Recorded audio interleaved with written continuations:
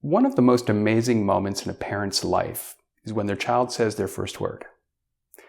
Maybe this is because that word often sounds an awful lot like mama or papa, but probably also because it signals a breakthrough, a window into that new mind and what's going on inside. It's also amazing because of how ridiculously quickly children learn. In the space of only 4 to 5 years, they go from knowing almost nothing about their language to being almost adult-like in most ways. This is particularly impressive if you've ever tried learning a second language yourself. The short story is this: 2-year-olds kick our butts. So, how do they do this? Are they born with a special talent for language, or are they just generally speedy learners? It turns out that this question couldn't be more prickly among scientists. Led by world-renowned linguist Noam Chomsky, some have argued that infants must have a special learning mechanism that is devoted specifically to learning language, and that whatever this mechanism is, it must be unique to humans. Other people have argued that each child builds language from scratch based on parental speech and garden variety correlational learning. Skinner, for example, thought that language was a straightforward case of reinforcement learning, where correct uses of sounds are reinforced either directly by approval or, perhaps more implicitly, by people simply understanding you, a pretty positive outcome too. Between the extremes lies the truth. Research tells us that there is almost certainly something special about how humans learn language, but that along the way we do often use simpler forms of learning too, to associate words with their meanings. To break this down, let's first consider what kids need to learn. In a nutshell, the problem is one of linking sounds with meanings, but of course things are a lot more complicated than this.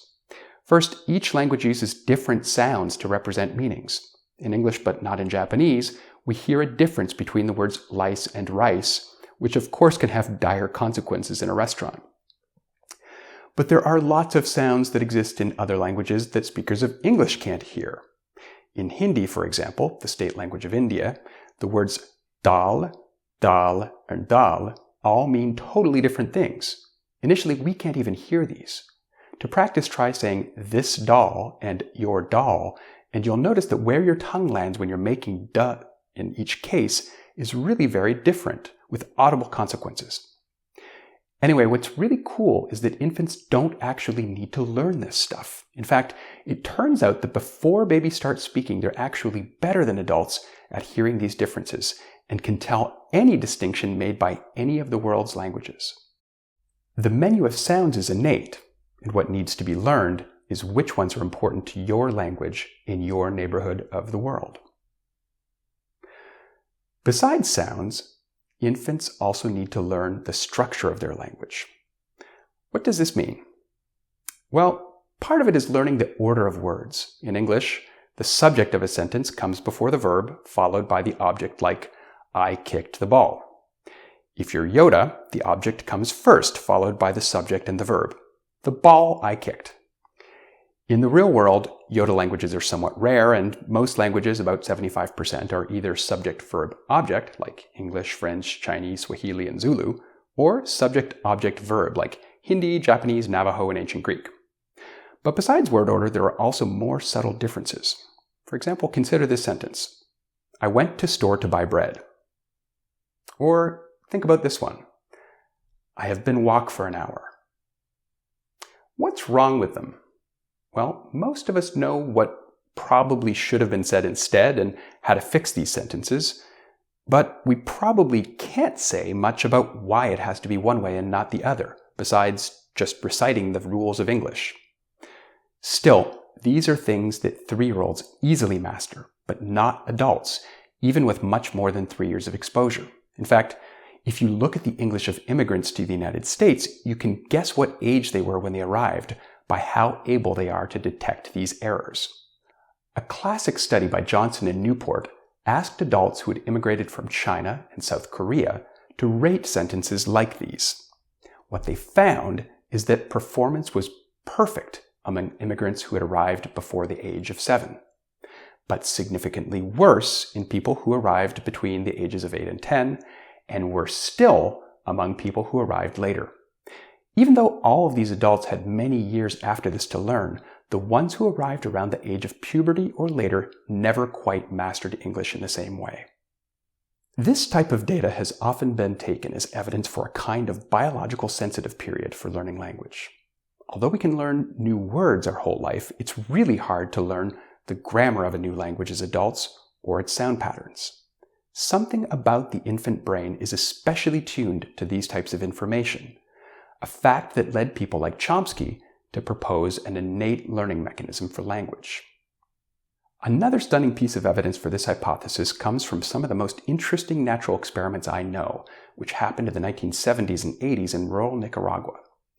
Nicaragua, like many countries, didn't have a system for educating children born with deafness.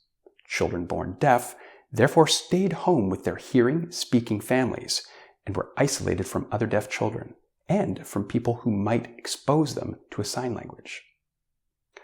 Although such children developed their own idiosyncratic signs that they used with their families, called home sign, they never developed full-fledged languages with all its bells and whistles. This, you're probably thinking, is great evidence that language is a learned ability. And to a degree, that's right. However, what happened in the 1980s tells us that this isn't the whole story. Eventually, schools for deaf children were created, but they didn't teach kids an established sign language, and instead tried to teach Spanish, using lip reading and fingerspelling, without a whole lot of success. What did have a success, however, happened at recess, when the kids were allowed to interact, play, and communicate with one another. Suddenly, in the space of a couple years, a brand new language began to emerge, called Nicaraguan Sign Language.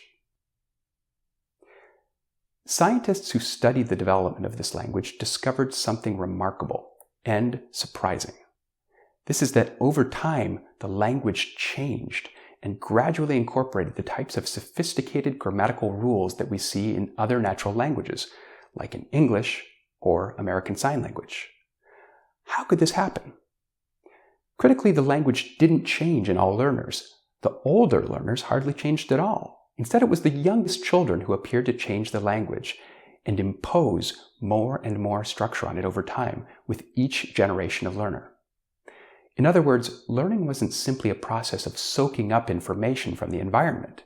Instead, it was a process of imposing structure on input. Structure that apparently can only be imposed if children get language exposure relatively early in life, consistent with some kind of innate sensitive period. Clearly, the nature of the input that children receive is important. The first generation of learners barely acquired a language because they had such impoverished input. But by the same token, what's amazing is that even the first generation did end up with a language. They created one almost from scratch. And younger learners, given this minimal input, converted it into a full-on natural language. This case study, like the case of later learning immigrants to the US, provides pretty strong evidence that humans have a special sensitivity to language early in life that is separate from our later talents at learning all kinds of other information, like places, dates, names, music, or mathematics.